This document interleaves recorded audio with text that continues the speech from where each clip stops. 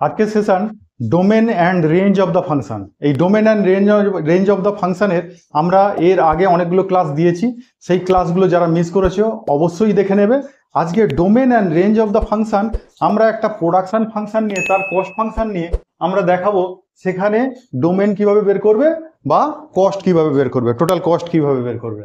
আমাদের এইরকম একটা দিয়েছে যে total cost function of a factory C equals to 500 plus 12 Q. Q means quantity, কতটা কোয়ান্টিটি প্রোডাকশন করছো সেটাই 12 টাকা করে খরচ হচ্ছে, আর ফিক্সড কস্ট কত 500 টাকা। আমরা এরকম কস্ট ফাংশন করি, এটা হচ্ছে ফিক্সড কস্ট প্লাস 12 টাকা ইন্টু যত প্রোডাকশন করবে আস্তে আস্তে খরচটা তত বাড়বে। এবার the factory has a maximum capacity বলে দিয়েছে, কোয়ান্টিটি ম্যাক্সিমাম ক্যাপাসিটি বলেছে, production capacity 600 unit. Find the domain and range of the function. আচ্ছা, আমরা এখানে ডোমেন করতে গিয়ে আমরা তো ডোমেন করবো মানে কার কোয়ান্টিটি কিউ এর, তাহলে কিউ এর যখন ভ্যালু বের করব আমরা প্রোডাকশন কত করতে পারি বলো তো? আমাদের ন্যূনতম প্রোডাকশন কত? নিশ্চয়ই নেগেটিভ হতে পারে না। একটা ফ্যাক্টরির ন্যূনতম প্রোডাকশন কত হতে পারে? 0, আর ম্যাক্সিমাম প্রোডাকশন কত 600। তাহলে তো ডোমেন বলে দেওয়া আছে। হ্যাঁ, তাহলে আমরা এখান থেকে জানি উই নো দ্যাট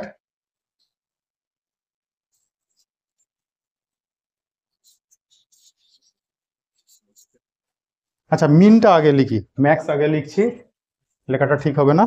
মিনটা আগে লিখি, min and max value of কার কোয়ান্টিটি কিউ ইকুয়ালস টু কত হতে পারে 0 অ্যান্ড কত হতে পারে কিউ 600, তাই নাকি? প্রোডাকশন নিশ্চয়ই কেউ নেগেটিভ করে না, প্রোডাকশন বন্ধ রাখলে প্রোডাকশন হবে কত 0, তাহলে কোয়ান্টিটির মান কত হবে 0, আর ম্যাক্সিমাম প্রোডাকশন ক্যাপাসিটি কোম্পানির কত 600 ইউনিট, তাহলে ম্যাক্সিমাম রেঞ্জে পৌঁছাতে পারবে কত 600-তে। তাহলে এখানে ডোমেন অফ দ্য ফাংশন কত হবে?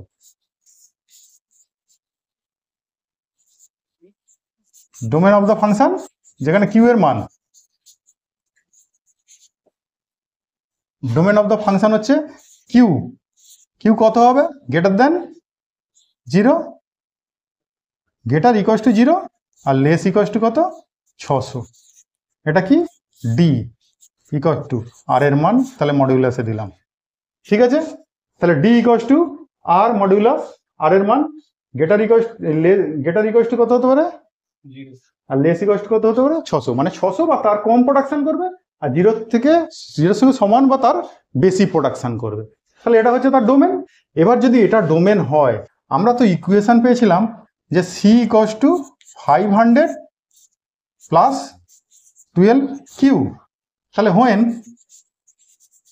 দেখো যখন কিউ ইকুয়ালস টু 0, তাহলে 0 যদি হয় সি ইকুয়ালস টু কত 500 প্লাস 12 ইন্টু 0, তাহলে টোটাল কস্ট আসবে কত 500 টাকা।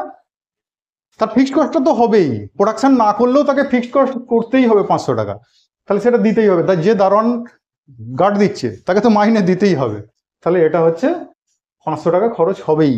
তাহলে সেটা হচ্ছে আমাদের রেঞ্জের একটা পার্ট, এটা কিন্তু ডোমেনের না। যেহেতু সি এর মান বের করছি, ওখানে কিন্তু কোয়ান্টিটি বের করেছিলাম, সেটা হয়েছিল ডোমেন। তাহলে এখানে কোয়ান্টিটিটা কাজ করছে কার মতো এক্স এর মতো, আর সিটা কাজ করছে কার মতো ওয়াই এর মতো। তাহলে ওয়াই এর যখন মান বের করছি তাহলে সেটা কি বেরোচ্ছে রেঞ্জ। তাহলে ওয়াই এর ন্যূনতম রেঞ্জ কত 500। আবার হোয়েন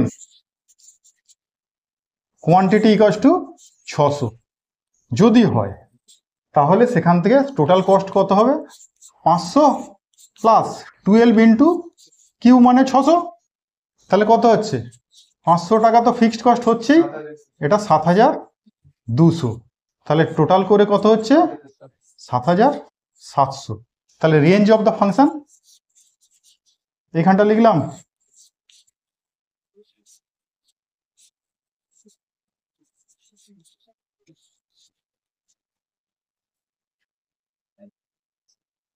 তাহলে রেঞ্জ অফ দ্য ফাংশন আমরা লিখব আর এর মান কোথায়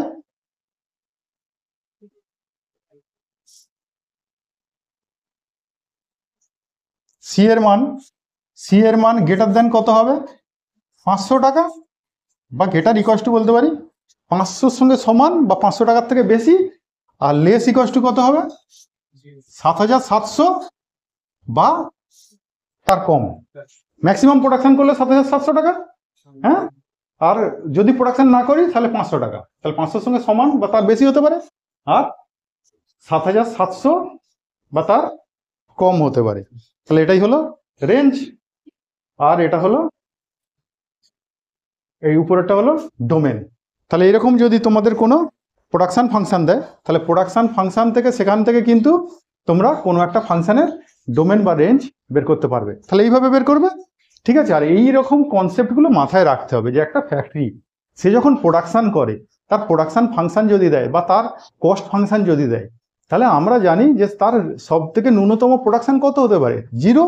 সে প্রোডাকশন করছে না, ফ্যাক্টরি বন্ধ রেখেছে, তাহলে সেটা আমরা সেখান থেকে কোয়ান্টিটিটা একবার কত লিখেছিলাম? 0 লিখেছিলাম। আর ম্যাক্সিমাম ক্যাপাসিটি যেটা, সেটাই তার ম্যাক্সিমাম প্রোডাকশন।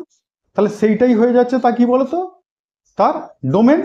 আর ওই ডোমেনটা পুট করলে আমরা সি এর যেটা মান পাচ্ছি, কস্টের যেটা মান পাচ্ছি, তার ন্যূনতম মান আর তার ম্যাক্সিমাম মান, সেই যে দূরত্বটা, সেটাই হচ্ছে রেঞ্জ। তাহলে এইভাবে বের করবে। যখনই এই প্রোডাকশন ফাংশন বা কস্ট ফাংশন দেওয়া থাকবে, তাকে এইভাবে তোমরা ডোমেন আর তার রেঞ্জ বের করবে। ঠিক আছে, তাহলে আজকের মতো এটুকুই। পরের ক্লাসে আবার দেখা হবে।